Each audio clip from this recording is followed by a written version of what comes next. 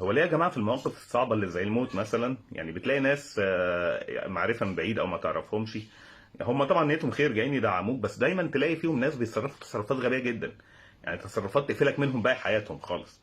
يعني ما تفهمش هم عايزين ياخدوا دور أكبر في حياتك في اللحظة دي. ما خلاص قول لي البقاء لله وامشي وخلاص. يعني مش لازم تحشر مناخيرك يعني. يعني أنا أفتكر ساعة وفاة والدي، أنا كنت في أولى إعدادي في المدرسة. فدخلت ميس المتابعة بدون ذكر أسماء، اسمها ميس حنان يعني. دخلت الفصل راحت قايله فين محمد عاطف يا ولاد؟ فانا قمت رافع ايدي، ايوه ميس انا محمد عاطف. كنت لسه عندي 11 سنه تقريبا. فراحت مطلعاني كده قالت لي تعالى يا حبيبي. فقمت رايح، راحت دفساني في كرشها فجاه كده، يعني شدتني حطتني في كرشها كده. راحت باصه للميس اللي واقفه على الفصل، قالت لها ابو مات، ابو مات بس احنا لسه ما قلنالوش. نفس بفحيح الافعى كده. فانا طبعا يعني حضرتك دفستيني جوه، يعني عانيتيني بس لسه بسمع. يعني عندي حواس تانية وفي صوت طالع، ما هو الفحيح ده صوت برضه. فطبعا اتخضيت وقمت راجع لورا كده، قلت لها ابويا مات، ابويا مات. قالت لي لا يا حبيبي ما تخافش ما تخافش. وراحت دبساني تاني جوه كده. وقالت لها مات، مات بس ما قلنالوش لسه. يعني طيب يا حاجه، ما انا سمعت خلاص، انا سمعت يعني خلاص. طبعا مشيت معاها واحنا نازلين من على السلم بتاع المدرسه، عماله تقنعني ان بابا ما ماتش ولا حاجه، ان هو عيان وعايز يشوفني.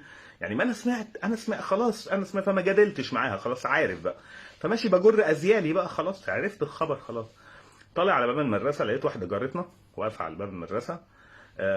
فاول ما شافتها، اول ما شافت المدرسه دي، راحت قايله لها برضه قلت له بنفس الفحيح، بنفس الفحيح. راحت التانية لا لا لسه. طب انا فوق كنت مدفوس مش شايف، انما دلوقتي انا شايف وسامع. يعني مين فهمكم ان الفحيح ده لا بيتسمع ولا بيتشاف، غير مرئي يعني. ما انا خلاص انا عرفت خلاص، انا عارف. فالتانية بقى جارتنا دي راحت استلمتني منها كده. واول ما مسكتني يعني لسه ماسكاني كده، راحت في وشي على طول ابوك مات يا محمد. يا لهوي، يا لهوي ايه وليه؟ ما انت لسه كنت ساكته عمال قلت ايه وفحيح طالع. جت منين اللي يا لهوي اللي بحرقه دي؟ وليه ليه في مناخيري كده؟ فضلت بقى تفرهد فيها، تاخدني يمين وشمال وتقعد ابوك مات يا محمد، ابوك مات يا محمد. طبعا فرهدتني. انا عرفت خلاص ابويا مات، انا عرفت لسه ورانا سفر ورانا حاجات. يعني ما تتعبنيش خلاص، انا عرفت والله. فطبعا هي عماله تزعق في وشي وانا بعيط، مش عشان ابويا مات، انا عرفت الخبر تحملته خلاص من السويت اللي في وشي. دموع نازله طبيعي يعني. راحت ماسكاني كده من رقبتي، شداني فجاه ليها، قالت لي ما تعيطش، ما تعيطش. ما عيطش ليه؟ ابويا مات، ما عيطش ليه؟ يعني دي الفتره اللي انا من حقي اعيط فيها من غير ما حد يكلمني، يعني ايه ما تعيطش؟ ماسكاني والله، راحت ماسكاني من رقبتي كده، وراحت فجاه ضحكه شريره شبه بتوع الشيطان كده. راحت عامله انت بقيت راجل البيت، انت بقيت راجل البيت. اللي هو اعمل ايه؟ يعني انا بقيت راجل ده افرح؟ يعني هل ده منصب انا خدته من ابويا؟ يعني انا اللي قتلته عشان اخد الكرسي رجوله البيت منه؟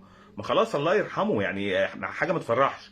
انا بقيت راجل البيت دي حاجه ما تفرحش، انا طفل لسه. فايه الفرحه العارمه دي؟ انت بقيت راجل البيت ما تعيطش وبتاع. اللي هو انا حسيت ان مصروفي زاد ساعتها خلاص، انا بقيت راجل البيت، يعني حسيت بفخر كده. خدتني طبعا، رحنا هناك على البيت عندنا، كان والدي بيتغسل، فواحد جارنا بيقول لها خليه يدخل يشوف والده.